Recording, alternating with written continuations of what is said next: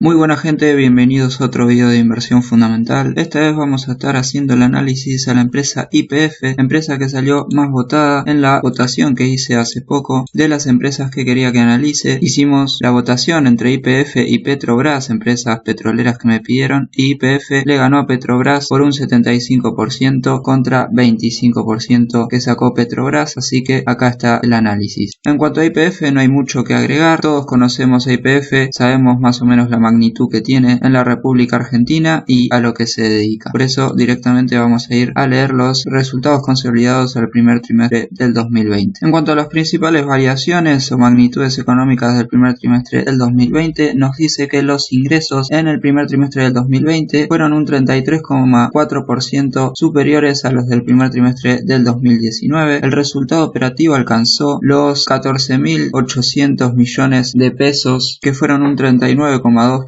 superiores a los del primer trimestre del 2019. En cuanto al EBITDA ajustado, fue un 31% superior a los del mismo periodo el año pasado. El flujo de caja operativo dice que ascendió a 59.000 millones de pesos en el primer trimestre del 2019 y fue un 38,3% superior a los del primer trimestre del 2019. Las inversiones totales en propiedades, plantas y equipos se incrementaron un 21% con respecto al periodo anterior. La producción total de hidrocarburos en el primer trimestre del 2020 se incrementó comparado al primer trimestre del 2019 un 4,9%. En cuanto al promedio del crudo procesado, fue un 2,4% superior a los del primer trimestre del 2019. Cuando hace el análisis de los resultados del primer trimestre del 2020, donde se explican las principales causas de las variaciones de los ingresos que tuvo la empresa, nos dice que por ventas de gasoil fueron superiores al primer trimestre del 2019 en un 37%. Las ventas de nafta se incrementaron comparado al periodo anterior un 31,6%. Las ventas como productores de gas natural en el primer trimestre del 2020 fueron un 30% superiores. Las ventas de gas natural en el segmento minorista, o sea, a clientes residenciales y pequeños comercios, tuvo un incremento del 9,2% comparado al primer trimestre del 2019. En cuanto a las restantes ventas en el mercado interno, tuvo un incremento del 28,6% comparado al mismo periodo del año pasado. Los ingresos obtenidos en el mercado externo tuvieron un incremento del 42,9% comparado al primer trimestre del 2019. En cuanto a los costos de ventas en el primer trimestre del 2020, tuvo un incremento del 39,3% comparado al primer trimestre del 2019. Como vemos, este incremento fue mayor proporcionalmente al incremento que hubo en los ingresos por venta, lo cual no es positivo. Acá nos dice que se incluyen en este incremento de costos los incrementos en los costos de producción, que fueron un 54,4%, la variación que tuvo con respecto al primer trimestre del 2019, y en las compras, que la variación fue del 23%. Dentro de los que son los costos, nos dice que las regalías y otros cargos asociados a la producción tuvieron un incremento del 43,8% con respecto al periodo anterior. Los costos de refinación tuvieron un incremento del 60,5% comparado al primer trimestre del 2019, y los costos de transporte un 49% de incremento positivo comparado al primer trimestre del 2019. Acá nos habla un poco de los gastos de comercialización, nos dice que tuvo un incremento del 41,3%, los gastos de administración aumentaron con respecto al primer trimestre del 2019 un 41,5%. En cuanto a los gastos de exploración que tiene la empresa, tuvieron una disminución del 52,9% con respecto al primer trimestre del 2019. A primera impresión podemos decir que esto es un dato negativo, porque si los datos de exploración disminuyen significa que estamos dejando de explorar para encontrar futuros yacimientos y por ende podría comprometer la capacidad de generar más ingresos en el futuro. Pero bueno, como vemos, en general lo que son los gastos y los costos aumentaron en mayor medida de lo que lo hicieron los ingresos por venta, lo cual es negativo. En cuanto a los resultados financieros netos, dice que se registraron mayores intereses negativos por 6,1 mil millones de pesos, producto de un mayor endeudamiento promedio. Dice que a su vez se registraron actualizaciones financieras netas negativas por 2.700 millones de pesos por cambio en la evaluación de activos financieros a valor razonable, principalmente por la baja en la cotización de los títulos públicos Bonar 20 y Bonar 21. Como vemos y podemos suponer, YPF mantiene como activos financieros títulos públicos que son el Bonar 20 y el Bonar 2021, y y la baja en la cotización de estos perjudica el valor de estos activos. Es un dato a tener en cuenta y podemos especular qué va a pasar en el futuro si estos bonos aumentan de valor o disminuyen para saber cómo afectan a la empresa. Nos dice que las inversiones totales en propiedades, plantas y equipos del primer trimestre del 2020 fueron superiores en un 21% a las del primer trimestre del 2019. Bueno, y acá nos habla un poco de lo que es la deuda. Nos dice que la deuda total expresada en dólares alcanzó los 8.800 millones de dólares y la deuda neta unos 7.600 millones de dólares. Nos dice que el costo promedio de la deuda nominada en pesos al cierre del primer trimestre del 2020 es de un 36%, o sea, es la tasa de interés, mientras que el costo promedio de la deuda nominada en dólares fue de un 7,6%. Acá entra en detalle lo que son las obligaciones negociables que mantiene YPF, como vemos tanto en pesos como en dólares, a tasa BATLAR más 5%, más 6% y los plazos, que son todas mayores a 12 meses. Ahora sí, lo que es un poco el análisis horizontal, como ya estuvimos viendo, los ingresos variaron un 33,4% de forma positiva con respecto al primer trimestre del 2019, el resultado bruto varió un 10% positivamente con respecto al primer trimestre del año pasado. El resultado operativo en el primer trimestre del 2020 tuvo una variación del 39,2%, mayor esta variación que la de que tuvo en ingresos por venta. Acá vemos que tuvo unos costos financieros de 30.000 millones de pesos en el primer trimestre del 2020 y el resultado neto del ejercicio fue de unos 6.300 millones de pesos, que comparado a la pérdida que tuvo en el primer trimestre del 2019 de 8.153 millones es una variación muy positiva que pudo sacar en estos primeros 3 meses del año. En cuanto a su estado de situación financiera, en la que hace la comparación al 31 de marzo del 2020 comparado al 31 del 12 del 2019, podemos ver que el total de activo no corriente tuvo una leve variación positiva en estos 3 meses, el activo corriente también aumentó, el total del patrimonio neto aumentó también levemente en estos 3 meses, en cuanto al pasivo, el total del pasivo no corriente disminuyó comparado a fin de año del 2019, el total del pasivo corriente aumentó. Cuando vemos el estado de flujo de efectivo, el flujo neto de efectivo por las operaciones comparado al primer trimestre del 2019 tuvo una variación bastante positiva, pasó de los 42.000 millones a los 58.000 millones que tuvo en el primer trimestre del 2020. Vemos que el flujo neto de efectivo de las actividades de inversión tuvo una variación bastante grande, siendo esta negativa por 29.000 millones en el primer trimestre del 2019 y en el primer trimestre del 2020 de 42.000 millones. Vemos que el flujo neto de efectivo por las actividades de financiación fue negativa también por 17.000 millones, muy superiores a los 7.000 millones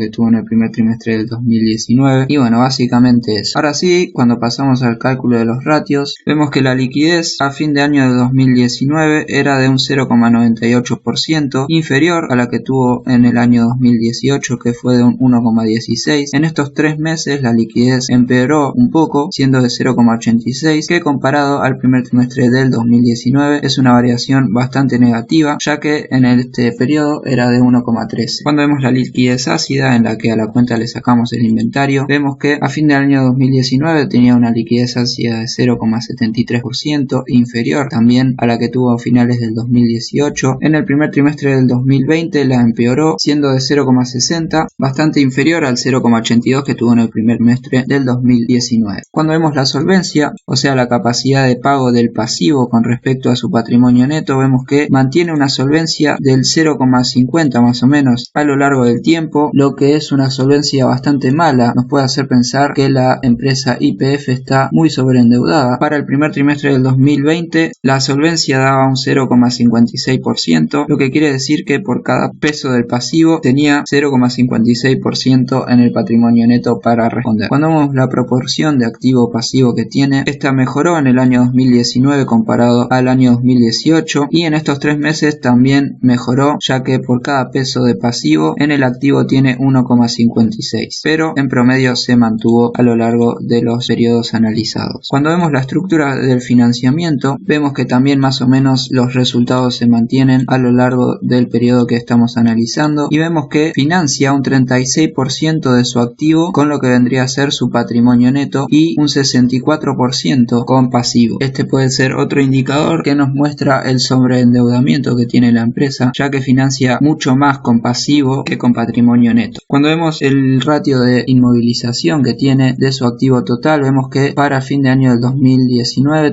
era de un 80%, superior al 79% que tuvo en 2018. Este ratio más o menos se mantuvo y aumentó levemente en los primeros 3 meses del año, que daba un 80,51%. Esto quiere decir que del total de su activo, en su activo no corriente hay un 80,51%. Cuando vemos cómo financia la inversión inmovilizada con respecto al patrimonio neto y deudas de largo plazo, vemos que para fin de año del 2019 este daba un resultado de 1, un poco inferior al 1,04 que daba a finales del 2018. Empeoró este ratio ya que pasó a ser por debajo de 1 en los primeros 3 meses del 2020, que pasó a dar 0,96. Cuando vamos al cálculo de los márgenes, vemos que el margen bruto a finales del 2019 era de un 15,18%, inferior al 17,50 que tuvo en el año 2018. En estos primeros 3 meses el margen bruto viene siendo del 16,46%, bastante un poco superior a los que tuvo a finales del 2019, pero si lo comparamos contra el primer trimestre del 2019, que fue de un 19,98%, está bastante por debajo. En cuanto al margen operativo, tuvo un margen operativo negativo en el año 2019, ya que tuvo pérdidas operativas. Si lo comparamos contra el año 2018, que fue un 10,05, el año 2019 fue muy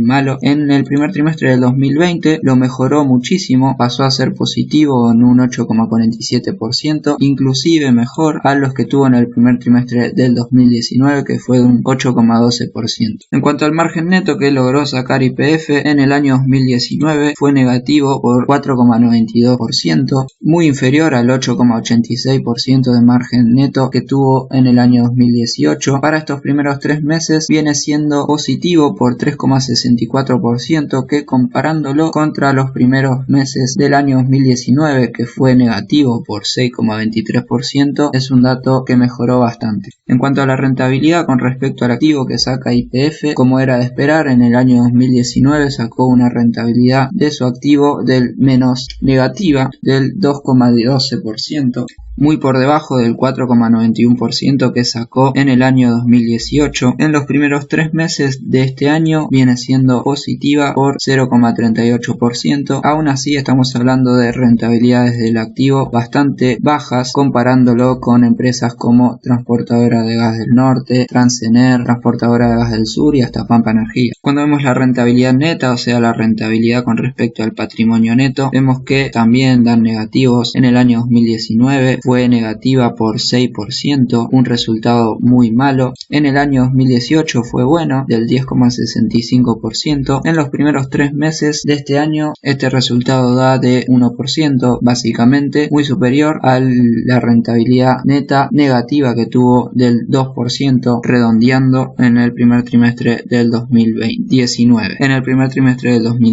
Cuando vamos al cálculo del beneficio por acción que tuvo en el año 2019, fue negativo, o sea, por cada acción que tenía la empresa perdió 84 pesos. En el año 2018 por cada acción ganó 98 pesos. En los primeros 3 meses de este año al menos viene siendo positivo, viene ganando por cada acción 16 pesos, un resultado muy bueno comparándolo al primer trimestre del 2019, que ya estaba dando una pérdida por acción de 20 pesos aproximadamente. Cuando vemos la cobertura de intereses con respecto al EBITDA, vemos que por cada peso de gasto financiero que tuvo en el 2019 generó un resultado de EBITDA de 2,87, que comparándolo al año 2018, que era de 1,46, en el año 2019 fue bastante mejor. En estos 3 meses esta relación viene siendo de 2,12, prácticamente igual a la que tuvo en el primer trimestre del 2019. Cuando vemos la cobertura de intereses respecto a los flujos de efectivo operativo que tuvo en el primer trimestre del 2020, da un resultado de 1,96. Esto quiere decir que en el primer trimestre del del 2020, por cada gasto financiero, por cada peso de gasto financiero que tuvo la empresa, generó un flujo de efectivo neto por operación de 1,96 pesos, lo cual es bueno, pero comparándolo a los 2,13 que tuvo en el primer trimestre del 2019, este ratio empeoró un poco. Vemos acá que en el año 2019 este resultado era de 3,41%, muy superior al que tuvo en el 2018, que fue de 1,37. Cuando vemos la capitalización bursátil, o sea el valor de la empresa que está teniendo en el mercado argentino, vemos que en el 2018 era de básicamente 200.000 millones de pesos. A fin del año del 2019 era bastante superior, a pesar de haber tenido resultados negativos y una pérdida bastante grande. La empresa en el mercado valía 336.000 millones. Hoy, con una cotización de 627 pesos, la empresa está teniendo una capitalización bursátil de 246.000 millones. Comparándolo al primer trimestre del 2019, están prácticamente iguales en su valor de mercado. Cuando vemos el cálculo del PER, terminó el año 2019 con un PER negativo, y esto fue por los beneficios por acción negativo que tuvo, por lo que el resultado es negativo, en un 10 es negativo. A fines del año 2018 el cálculo del PER te daba un 5,15. En estos primeros 3 meses esta relación viene siendo de 38,80, que comparándola contra el primer trimestre del 2019, que daba el EBITDA para el año 2019, daba un 7,4 superior al 6,2 que daba en el año 2018. En estos 3 meses está dando un resultado de EBITDA de 20,5, inferior al 23,4 que daba en el primer trimestre del 2019. Bueno, yendo a lo que es un poco la interpretación de estos resultados y a la pregunta sobre si invertiría o no en la empresa, vemos que YPF tiene un ratio de liquidez que se ha empeorado en los últimos años, es de 0,86, por lo que la empresa no está líquida, o sea, por cada peso en el pasivo corriente tiene 0,86 en el activo corriente para responder, lo cual es un resultado negativo que no sería favorable. Vemos que es peor al que tuvo hace 3 meses a finales del 2019, que era de 0,90, que ya de por sí, al estar por debajo de 1, podría considerarse malo. Vemos que en el 2018 era líquida y que comparado al primer trimestre del 2019 este ratio empeoró bastante. El peor ratio más o menos que tiene es el de solvencia, ya que tiene un resultado de solvencia de 0,56. La empresa está muy sobreendeudada con respecto a su patrimonio neto, financia el total de su activo con 64% pasivo, 36% patrimonio neto, tiene una inmovilización del activo el cual está dentro del promedio para la industria, ya que comparándola con Transportadora de Gas del Norte, Pampa Energía, Transener y demás empresas, un 80% es considerablemente normal. Vemos que sí empeoró su financiación de la inversión inmovilizada, ya que el ratio en los primeros 3 meses dio por debajo de 1, cuando anteriormente siempre estuvo por encima de este número. En cuanto a las rentabilidades para el primer trimestre del 2020 vienen siendo buenas, comparándolas contra el primer trimestre del 2019. Vemos que en todo el año 2019 también tuvo grandes pérdidas que significaron rentabilidades negativas. Hay que estar atentos a cómo va a impactar en el segundo trimestre del año toda la crisis que hubo en el coronavirus, la baja en los precios del petróleo a nivel internacional, etcétera. Es de esperar que la empresa haya entrado en pérdidas, por más que el gobierno haya establecido un precio mínimo del petróleo para el mercado que se fijó en unos $45 aproximadamente. Yo creo que los resultados de YPF en el segundo trimestre del año se van a ver bastante empeorados. Si vemos el precio del barril de petróleo, llegó a estar alrededor de unos $16 de la OPEP y que hoy en día recuperó a estar cotizando unos $42. Yo creo que si en el futuro el precio del petróleo entra entre los 50 a los $60, ya proyectos como el de Vaca Muerta empiezan a ser rentables y a despertar las expectativas favorables para todo lo que es YPF y el sector energético en la Argentina. Analizando un poco el precio, vemos que la tendencia en general es alcista para YPF. Vemos que tocó los máximos históricos en los 860 pesos aproximadamente a finales del año 19. Antes de toda la baja del coronavirus estaba cotizando unos 780 pesos el 26 de febrero del 2020 y que miren cómo se desplomó la cotización de YPF, que llegó a estar en un poco menos de un mes, o sea el 18 de marzo del 2020, a cotizar unos 232 pesos por acción. Yo sufrí bastante esta baja. Yo tenía acciones de YPF que había comprado más o menos en esta fecha en 777 pesos y que no quise vender por más que haya bajado tanto. Es más, compré para promediar el precio a la baja, compré bastantes acciones en los 360 pesos y me quedó más o menos un promedio de acción en 484 pesos. Hoy en día está cotizando a unos 627,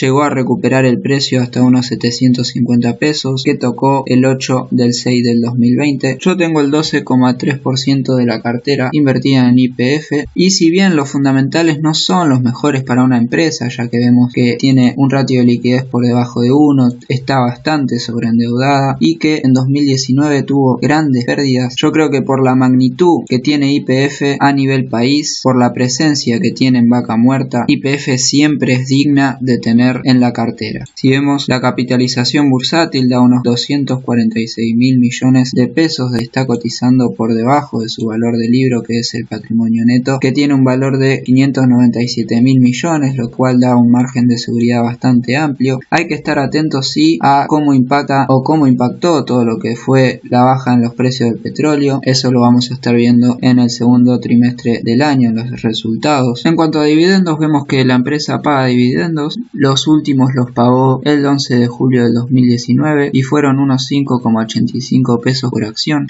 Así que nada, esa es mi opinión. Yo estoy invertido en YPF. Yo creo que el Estado argentino, por la magnitud que tiene la empresa, por ser emblema del país, tiene un sostén bastante amplio, no la van a dejar caer así nomás. Sin nada más que decir, espero que este análisis te haya servido. Si te gustó podés ponerle un like, podés seguirme en Instagram para participar de las encuestas y enterarte de las noticias que voy subiendo en las historias. Me ayudaría si te suscribís al canal. Un saludo y hasta la próxima.